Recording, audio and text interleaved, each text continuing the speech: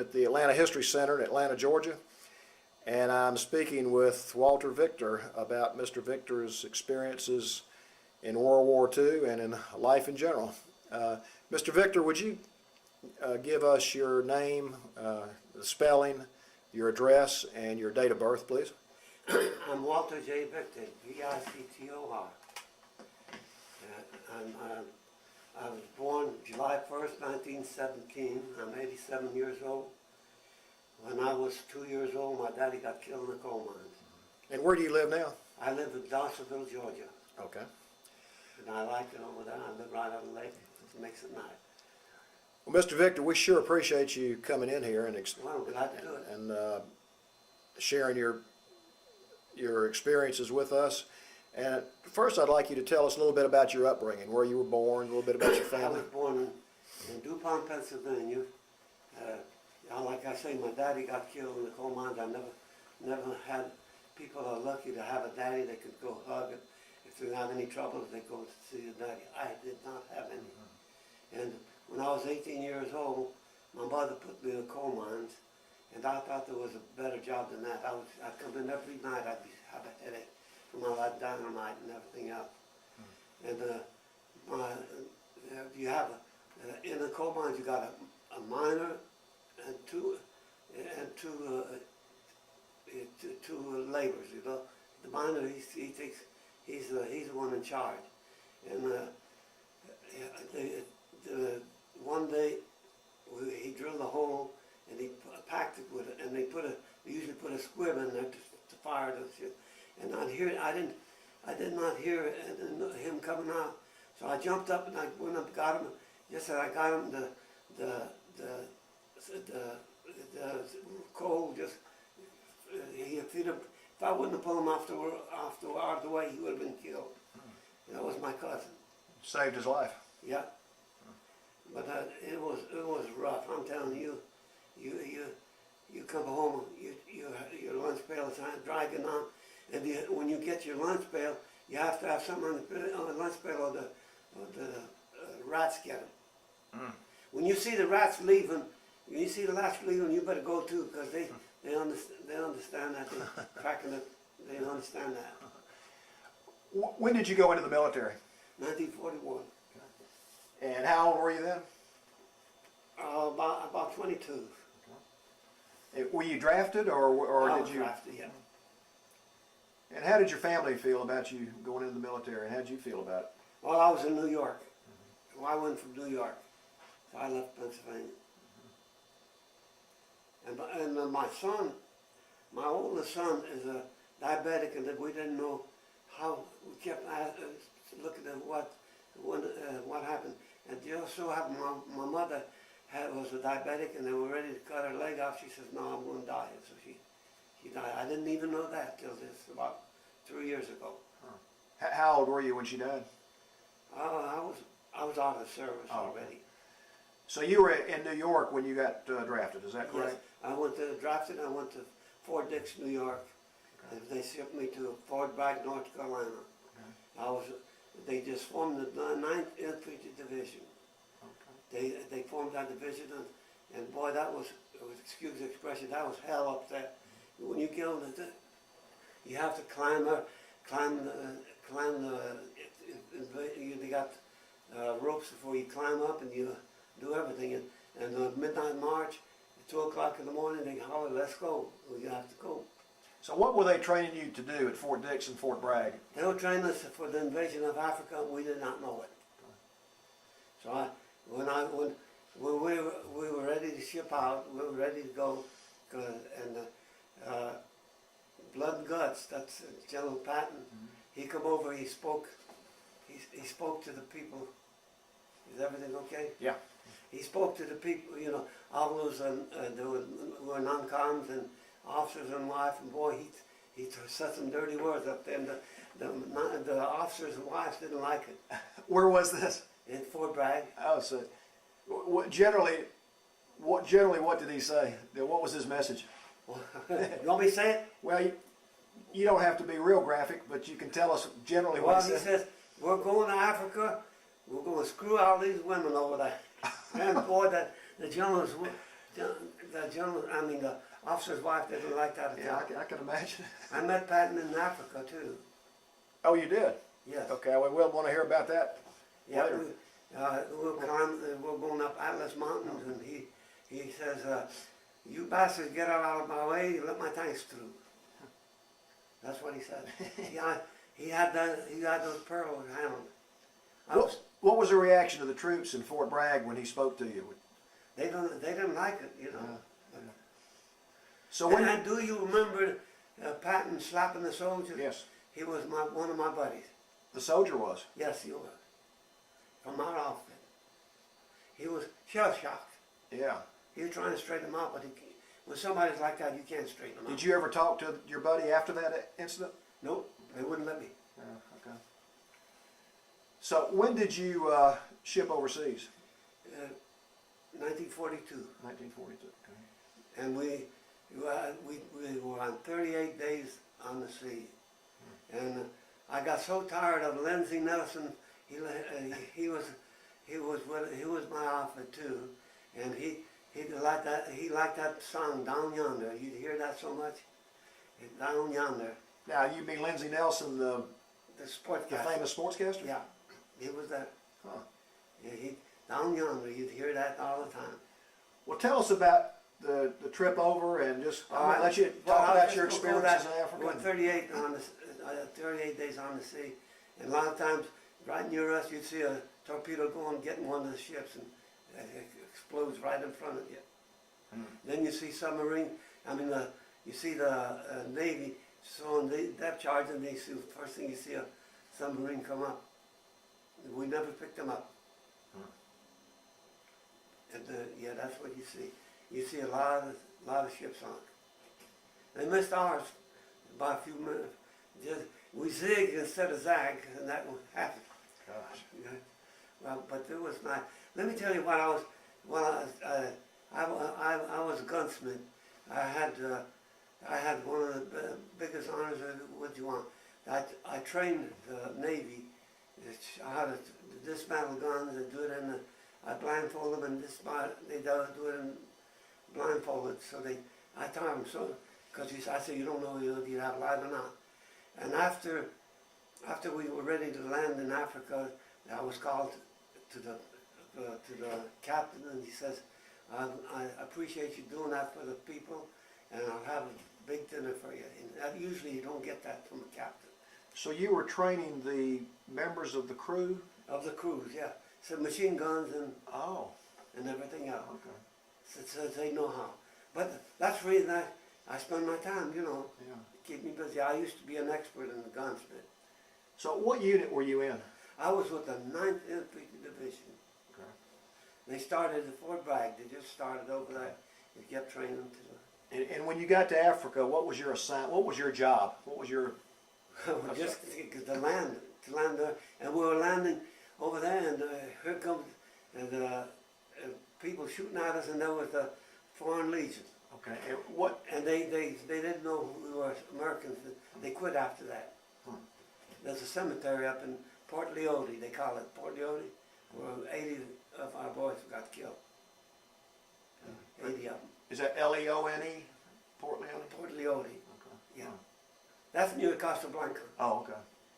Yeah, I went to Casablanca. I saw one of our battleships where they brought it in, where they were hitting on the side, they were working on it. Okay, once you landed in Africa, talk about what your job, what your role was in your unit, and your experiences while you were in Africa. Well, the Rommel, whatever, he was a Desert Fox. He run over us, and we had to, one of the worst feelings I would have was they give me a hand grenade, incendiary hand grenade. I had to go around each one of the planes and drop it in the motor, so that because we didn't want to leave because we were run over. But we got back. Well, let me tell you what happened though. Well, and I was in the back. They left some of the people in the back, and here I saw Arab robbing one of our boys, and I saw it, and I kneeled down, and I took, I kneeled down. I was an expert shot anyway. And I kneeled down, and he saw me. So he started running. He ran. I gave him enough leverage, and I got the best shot I ever got in my life. And then I went over to see the soldier that got killed. He had a telegram that he had a son. Congratulations to his son. Gosh. But I had to shoot that Arab, but I couldn't do it. I had to, because that was my buddy right there. Yeah. What was your assignment? You said you were in the back. Were you in a maintenance? I repaired the guns all the time. You repaired the guns? I go to the front lines. Anytime we go to our front lines, I'd be there. Okay. And they depended on me. Yeah. One time, the boy, young, about 20 years old, came over. He had what they call it, a BIR rifle, and he had a clip in it. He did take the clip on, and he said, "Here's what happens when I try to shoot." He dropped the gun, and it just killed him right there. Oh gosh! And you saw that? Oh yeah, because he did take the clip on. You got a clip. It's got 15 rounds in it. This is a BAR, Browning automatic rifle? BAR rifle, yes, automatic. How long were you in Africa before you moved out? Oh, we were in Africa, then we started training. After the war, we captured everything, and we started training for the invasion of Sicily. And people think it's hot over here. It was 134 degrees. And that's the Atlas Mountains over there. And we train in our underwear. That's the only way. I got bit by scorpions 7 times, and when I went to 8th time, they said, "Go on home. You're immune to them. They're too big. They're big scorpions." Yeah. Great. They think it's hot here. It was 134 degrees over there. I want to go back to something you said. You said that Rommel was leading the German forces against your unit. Yes, right. And you got overrun and went back.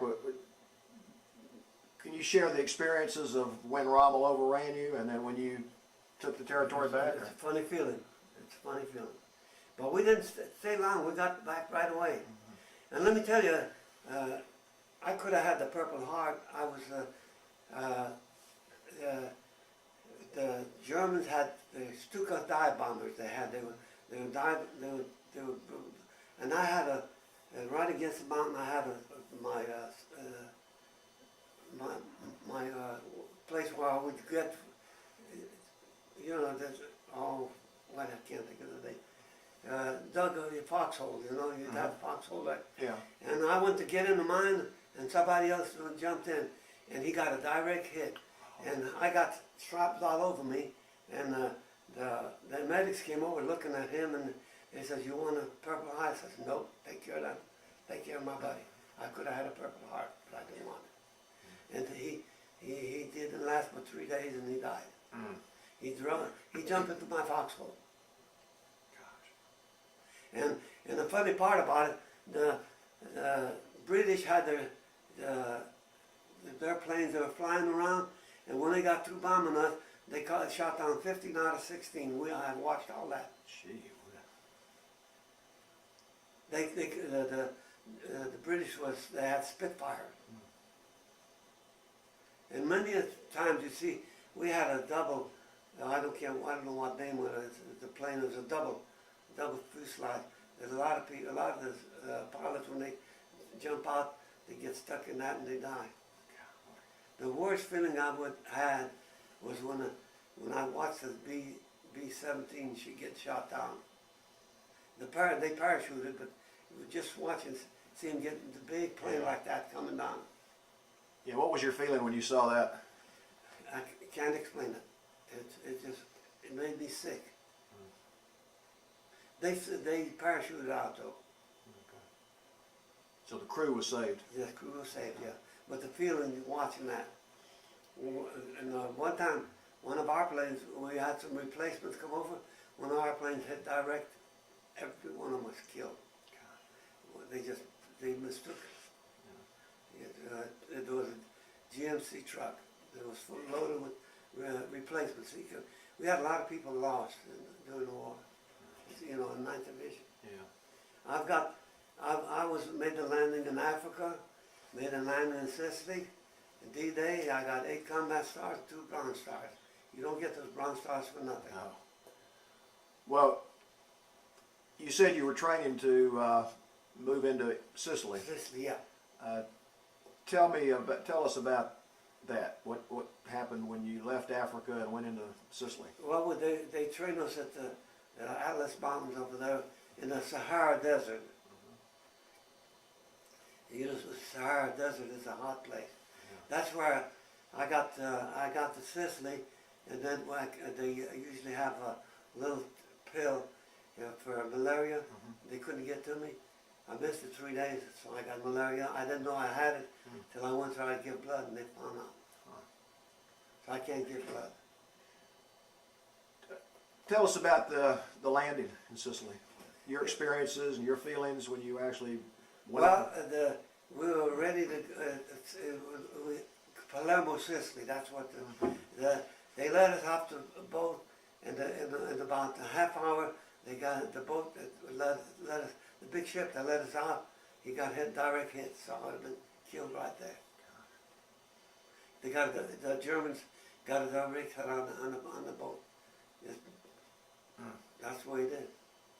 And when we got to Sicily, I'd see a bunch of people, dead people on the road. And they have an underground mausoleum underground where they have kings and queens. We hit that. Our planes hit that thing. Sicily was a hard place. You know, we'd have to take our guns on top of the hill, and we'd have mules doing it. They wouldn't move. We'd take a 2x4 and they'd move in. Yeah. Did you see a lot of direct combat in Sicily? There was a lot of it. Yes. Talk about that. What you saw. Well, a lot of people killed us. You always see that.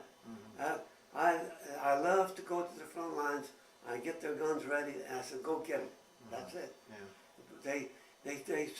They surrounded me. Whenever I go in the front lines, they surrounded me. They didn't want me to get hurt, because I was valuable to them. Yeah. I fixed the guns in 5 minutes. Gosh.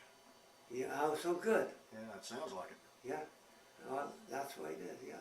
Now, did you move with the unit? Is it moved north? Oh yeah, right behind them. Yeah. Now talk about that. Where you went, where you were, and what you saw while you were in Italy.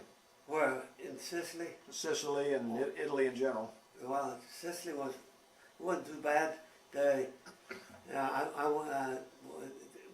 After we got through with the battle, I went up to see Mount Etna, and I took a jeep. And see what? Mount Etna. Oh, Mount Etna. Okay. Yeah, and I had 4 flat tires coming back.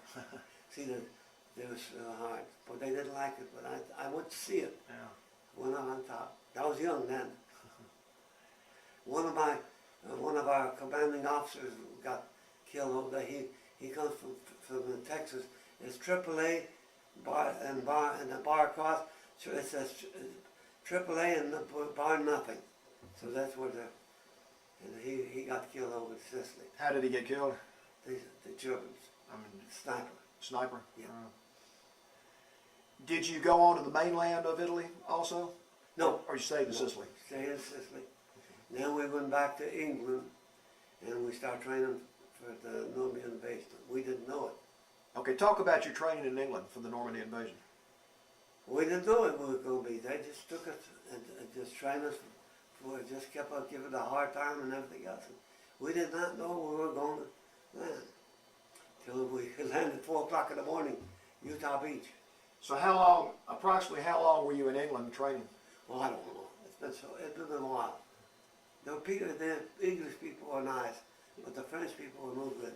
Talk about that a little bit. Talk about the English people and the French people. The English people were nice. I'd have, they never had any oranges. I'd go sneak in the mess hall and get the oranges for the kids. Boy, they loved it. They were nice people. And let me tell you what happened in England. I went up to they gave me a break, and so we went to to a hotel, and I got me a bed, and I went downstairs to get something to eat. When I come upstairs, the incendiary bomb hit my bed, right through my bed. Good gosh. So you know what I did? Went back to my outfit. It was safe for that. Was anybody hurt? Yeah, there was somebody hurt. Really?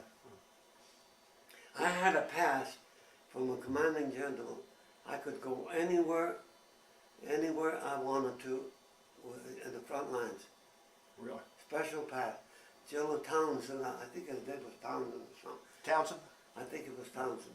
T-O-W-N-S-E-N-D? He gave me a pass. I could have went. Then nobody stopped me because I'd go in there, fix their guns. Yeah. When did you first find out that you were going to be part of the invasion? When we started getting at 4 o'clock in the morning. And this was around right before, like June of '44? Yeah. Okay. Talk about getting up at 4 o'clock in the morning and what happened from that point forward and your feelings and what you saw. Well, you see the ocean is just red with blood. So you were on a landing ship? Landing craft, yeah. Like a Higgins boat type Yeah, of thing? that's right. It's a diesel Higgins boat. Okay. Boat. It had a diesel motor. Well, a lot of times you'd see our tanks going there, and they're supposed to be waterproof. They go right down, and all the boys was killed right there. Right. That's where we hid around us not to get hit. Okay, so I'm just going to let you talk about what you saw, the invasion, and what you did, and your experiences. Well, after we got on shore, we'd see the church towers. You'd see parachutists. You see the soldiers still in the parachute, and the Germans shot them down. Did you go in on Utah Beach? Utah Beach, yeah. The SS troopers were the worst people. We were going to, and we were about 10 minutes too late. We were captured a church, and they just massacred the kids, old kids, and the young kids. They massacred them. Do you remember the name of that town? No, I sure don't. I don't remember. No. So you actually landed on the beach, and you had to charge across the beach. Yes, we do. Were you scared? Yeah, got wet too. You don't mind getting wet. I never wore a raincoat anyway. You're training there. You build your body up tough, you know. And I don't drink or smoke, so I take care of my body. And I wish when people look at this, I wish if they look at me and see I didn't have no daddy to go to help me out. Would you see this? Go over and hug your daddy. That's what that'd be worth it to me. That's good advice. Yeah. Talk about your experiences in France. What you saw in combat. What you saw of the people, the towns, and anything you remember about what happened in France. Well, the people were rough. They were tough. And there's another place on the outside of Paris. I had a foxhole dug, and I thought I'd get it right quick. My buddy beat me to it, but we didn't get hurt though. I just jumped out on him, and I stayed right there. We didn't go to France. Paris. We went on the outskirts of Paris.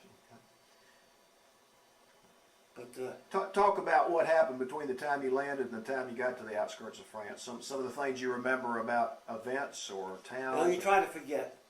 You forget. A lot of times I think about it and I can't get it. I mean, it's just that your mind don't want to tell you, I guess. Yeah.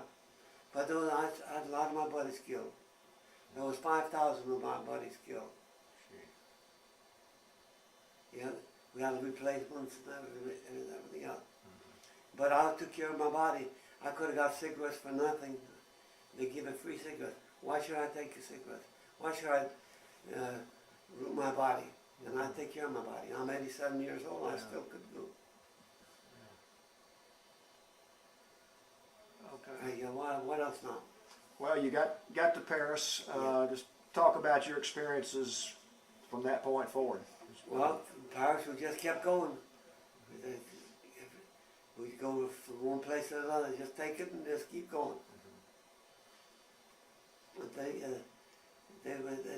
that's one thing about, I remember, is that the soldiers knew who I was, and they took care of me. And they never let me they get me so close, and that's it. And let me tell you what happened. The chief of staff from Washington came over, and he says, here's what he said. He said, if you take me to the front lines, that was in Germany. He said, if you take me into the front lines, without me getting hurt, I'll have your job. I thought he was kidding. So he wrote his address down, and when I got out of the service, by the way, when we got, I'll tell you about this later. When I got out of service, we went to the Pentagon. We met him, and he says you could go anywhere in the United States. I civil service exam, did not take examination, nothing, got the highest pay, being known as chief of staff. Gosh, who was this? He was scared. I'll tell you now, he was scared. Who was this? I forget his name. I think it's Hunter or something. Yeah, wow. I mean, that's so long ago, you know. Yeah, well, I understand. So he says, go on home and rest for a couple of days. And he says, in a couple of weeks, 2 MPs come over and they gave me my orders. I could have went anywhere in the United States. And my wife's on Atlanta, Georgia, and she was in Atlanta. She watched the Donald win. He says, I said, you can pick any state you want, anywhere to go. She picked Atlanta, and when I went got there, and no, I didn't have to take civil examination, nothing. And they gave me the highest pay too. It was one of who I was. That's great. But that's what you get for helping somebody. Yeah, well, you obviously did a good job for him. Yeah, he loved it. But you had said that you were involved in the Battle of the Bulge. Is that right? Yes, we were. Talk about what happened right before the Battle of the Bulge, and then when you found out you were having to go into Belgium, and what happened, your experiences during the Battle of the Bulge, what you saw. Well, it's so hard to remember. So it happened so fast. Mm-hmm. Yeah. You know, the only thing I remember is the SS troopers, they shot a lot of my buddies. They were mean. We captured a town, and it was a baby town.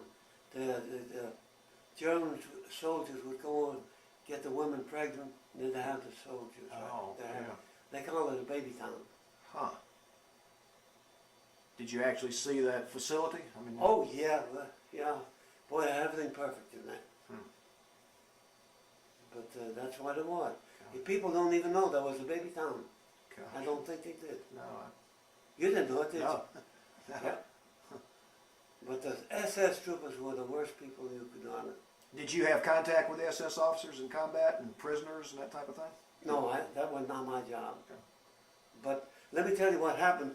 We had just before we were going to move, you know, we were going to run over, we had a pot-belly stove. I said, I wonder what can I do to fix this up. So I took 2 hand grenades, took a string, wrapped it around it, took the pin out, and put it on the chute, you know, where they flew, you know, where they, and I put them down there about 10 feet in there. They couldn't find nobody. And when we got back there, the place was blown up. So somebody got killed over that. What kind of facility was this? It's hand grenades. It was a place where they had their it was German soldiers used to stay there. Oh, okay. So they had a pot-belly stove. Oh, okay. Did they take you in on trucks to Belgium? Yeah. Is that the way you got in? Mm. Was it pretty miserable, the weather? Oh yeah. Well, if it didn't rain, it was a nice day. Everything was nice, but it rained. And the thing about it is, English people, they didn't have no front-wheel drive, and we had to pull the vehicles out. Pull it. Gosh.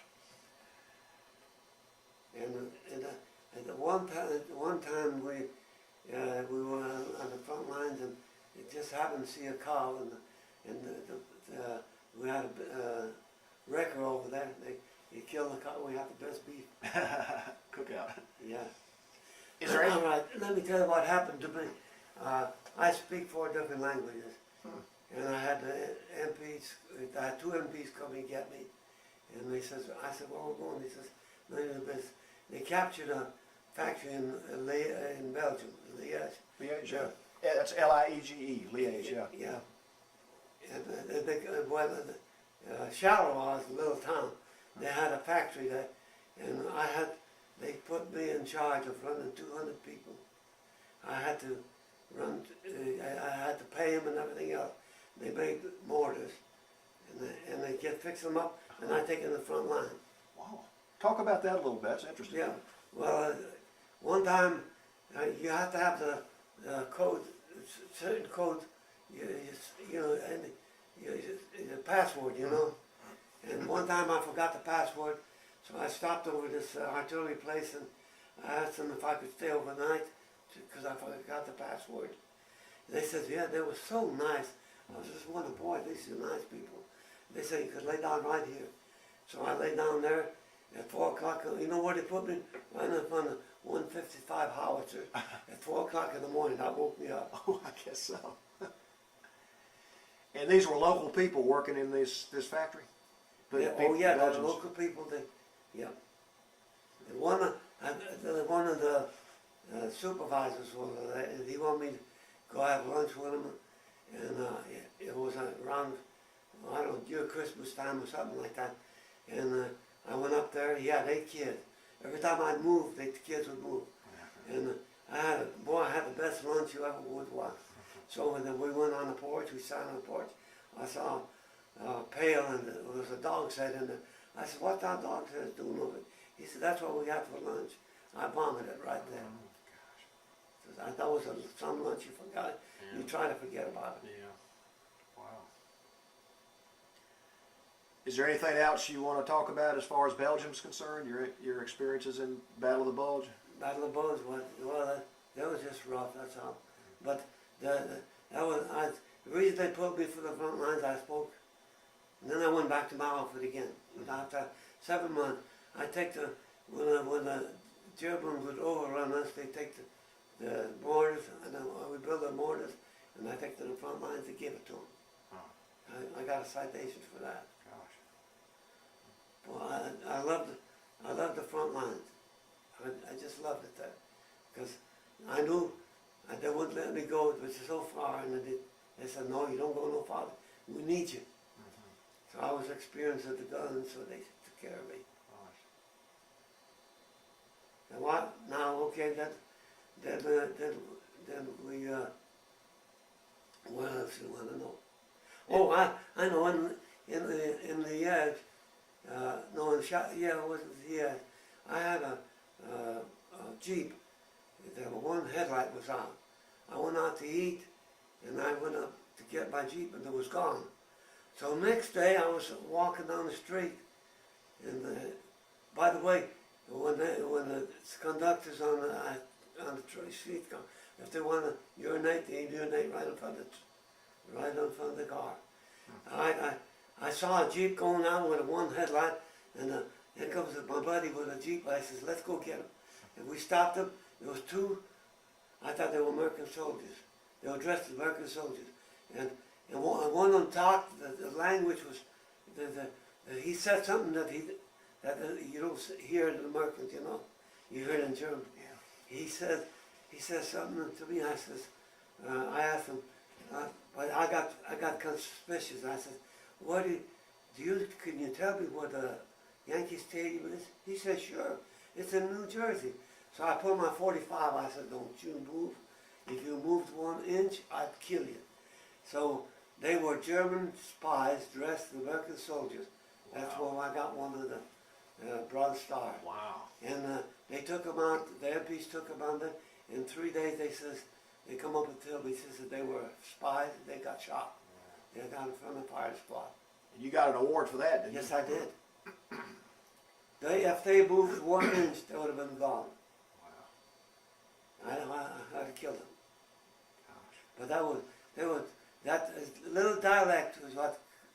Yeah. When I asked them about Yankee Stadium, they says New Jersey. I knew better than that. Golly. Boy, that's wow. But I got him, and I was proud that I got him. You should be proud. Yeah. You probably saved some lives. Well, I sure did. I believe I saved some lives. Now, after Belgium, where did you go? We went to Germany. Talk about that and what you remember about that. No, that was rough over that. It was rough. Yeah, well, we made see, I've got 8 combat stars in every place I've been. I was right there. They never backed off or nothing. The German people were real nice. They were sorry. They were sorry it happened. We went captured the concentration camp in Dachau, and the people were. They said they didn't know about it, but they knew about it. So I was in charge. That's where they had these ovens. They had ovens over there, and I was in charge of buried 150 to 500 at a time. And one time they were standing there, the civilians were standing there, and he says, the captain says, get those civilians to cover them up. I says, Captain, they had nothing to do with it. He says, you got your orders. So I had to get them to come up. If you notice, I don't have no eyelashes. That stink come from that state place there. It just got, when I got back to the States, my lashes went away. Good grief. All the people would hug you to death. Let me tell you what one of the experience I had. We were sleeping on the field, you know, and I heard a tug. And I didn't wake up next morning. Next morning, I woke up and there was one of them V1 bombs. It landed right in front of me and it didn't explode. Gee, well. And so a month later, we captured a place where they were baking them. It was in a hill, in a mountain. You know, they had to, and I asked, and there was, I asked some of the people. I spoke the Polish to them, and they said they hadn't seen daylight in 3 years. And there was a Polak was over there. He says, I told him what happened.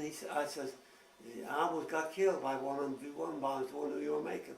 He says, you know why you didn't get killed? He says, they call us a dumb Polak. I twisted one wire the other way, and that's what happened. They didn't go off. So he says, I saved your life. I says, you should. I thank you. I gave him all the cookies I had. But that's one of those things. He was a good experience, man. What was your reaction when you first went into Dachau and saw what had happened? I thought to myself, how could it happen? Oh, why couldn't they get him? But they couldn't.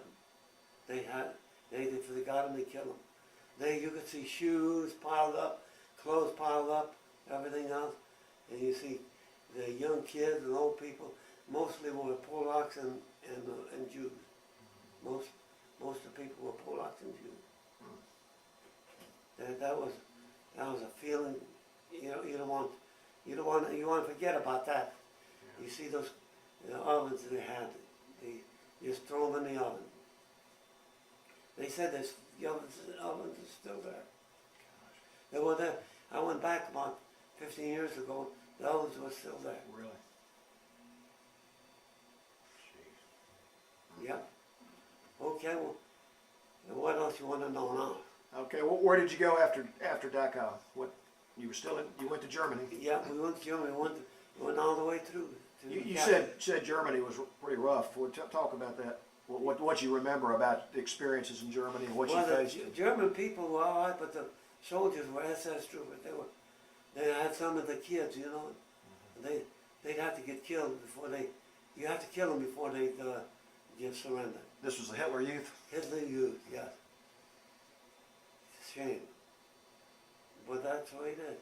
Oh, by the way, I met Eisenhower in Germany. Oh, tell me about that. Yeah, I was walking and I had my shoes were soaking wet. He says, your shoes are soaking wet. I says, yeah. I don't have, yeah, he says, what's the other pair? I said, I don't have any. He said, you'll have one tomorrow. Next day I had a pair of shoes. Really? Huh. Yeah, he was real nice. Because the Air Force and everybody gets there before the infantry. Always everything. But you get so tired of K ration. I remember one Christmas I had the K ration. I had the cold lemonade. That's what I put. That's what my Christmas dinner.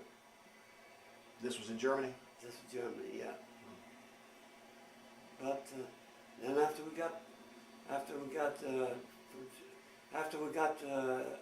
the war, they sent us back to France, to send us back to the United States. It took about 6 or 7 hours for that little train. He'd go over the mountain, he couldn't get back. He got back up, get back up. So we finally got over, and they put us in a place.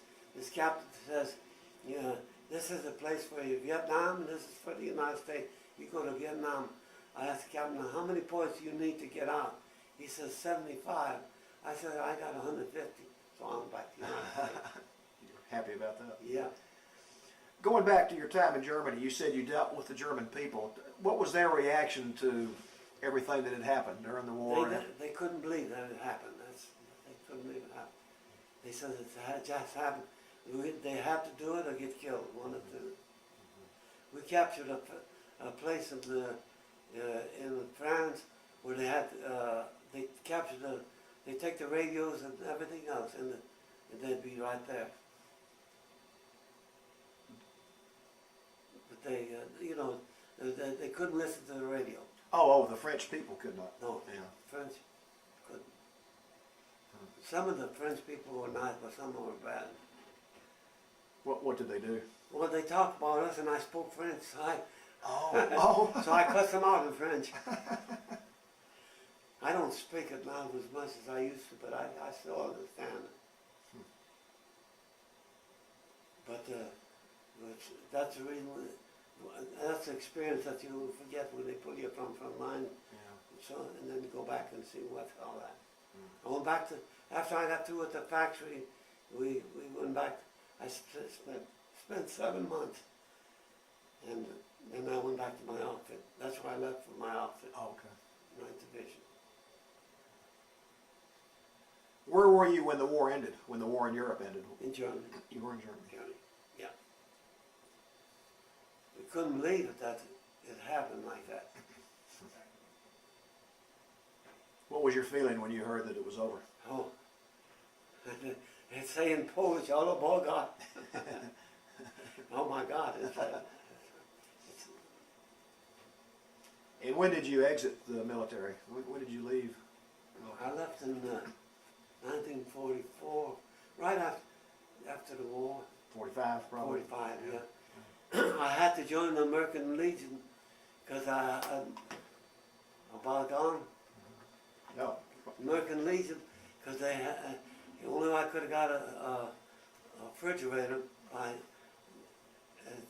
got a Westinghouse refrigerator. That's the only way I got one. Huh. Gosh. But what else you want to know now?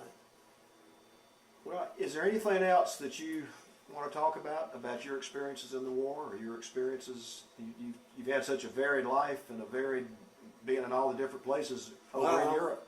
Anything else you'd like to? I wasn't scared of anything. Were you never scared the whole time? No. That's what you're training for. Yeah. But I never backed out for nothing. It was my job and I did it.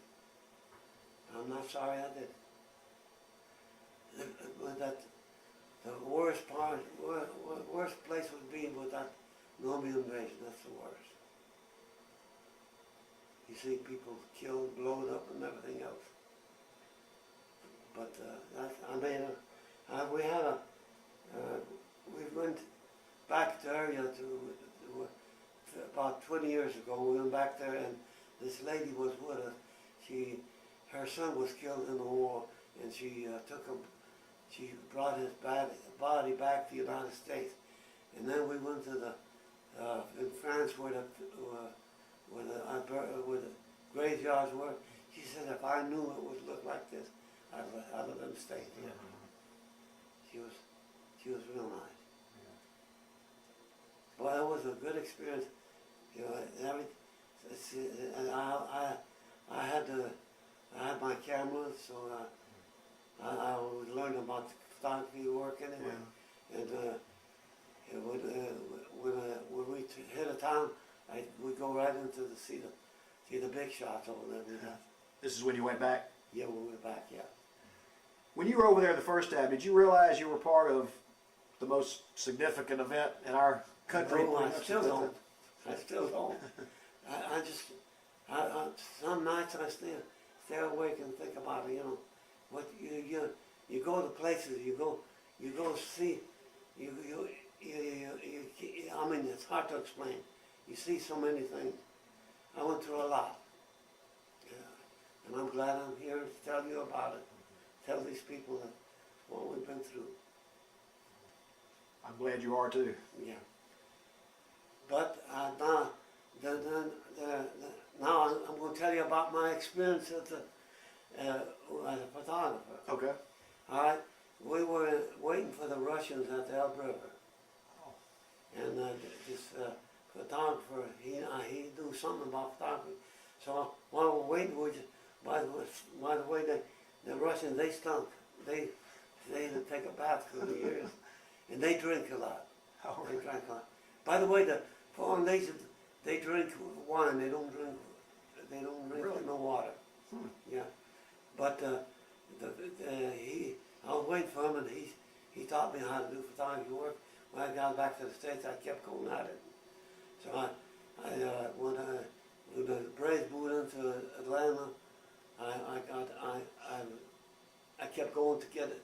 Again, good pictures. So I got, and I've been a photographer 38 years now. Wow, that's great. They honored me. They gave me a plaque, and they gave me Yeah. a citation and everything else. I know you're proud of that. Yes, I am. Well, the nicest people you want to meet. Well, Greg Maddox, and that's it. Huh? No, I'm just going to turn it over.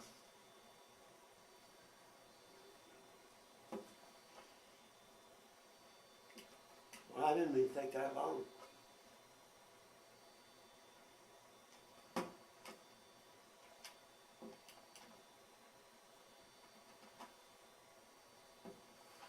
Is it interesting or not?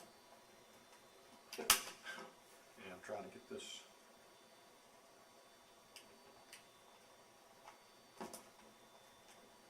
Will come out. Okay, I have the tape turned over now, so let's continue. You said that you were at the Elbe River when you met the Russians. Russians, yeah. Talk about that. I'd like to hear. Well, they had the pontoon boat. They have pontoons over there, Yeah. and we were waiting for the Russian Elbe River. This friend of mine he was a photographer, and he showed me how to do it, take pictures, develop them. So I went back to the United States when the Braves moved to Atlanta.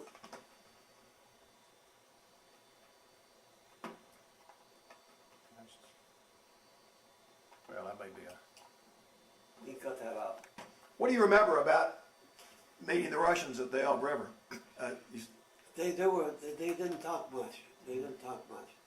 We shook hands with them and everything else. Mm-hmm. Right at the Elbe River. See, I'm talking to you and I see it. I see it. Them shaking hands and everything else. I just picture. See, I was there. Yeah. You just think about what you see, what I'm saying. Yeah. But I was there. I know. Yeah. And that's where. Oh, by the way, on the Elbe River,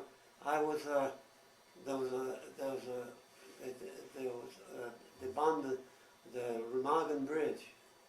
Oh, yeah. I was there when they bombed. You were there? I was there when they bombed the Remagen Bridge. I had to pull out 2 or 3 different people out of the water. Talk about that. That was a significant event. Yes, and I pulled about 2 or 3 people. the captain over there, I was helping behind him to him, Yeah. and he got the bronze star. I mean, the silver star for that. Gosh. And I was pulling them out. Boy, that was a funny feeling. See, when that bridge went down, it was a funny feeling too. That's the first time we saw the jet fighters.